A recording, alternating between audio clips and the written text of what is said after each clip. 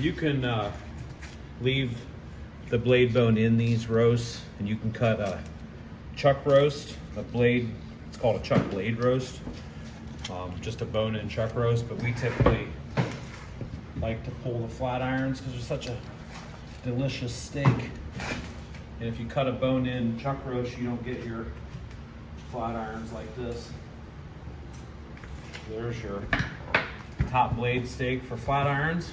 Get that trimmed out in a second. Here's that top blade portion. This is what gets cut into the flat iron steaks. A lot of people want to know where the flat iron steak comes from, and it's surprisingly, it comes from the front of the beef, so the front quarter, which you wouldn't expect to be that tender coming off the front of the animal, because normally the high quality tender steaks come off of the hind. But since it's a muscle that's located right on the top of that shoulder blade, it doesn't get used much on the animal, so that's why it's so tender. So we just want to remove the silver skin and gristle. Once we get that off there, there is a piece of gristle that runs down through the center of this that we want to cut out, so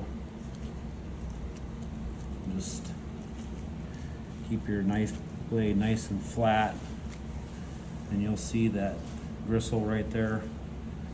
So you want to go all the way down, separating that top piece off, and then flip it over. And this is where we use that fish fillet method. And we just zip this piece off. And there you have some beautiful pieces for flat iron steak.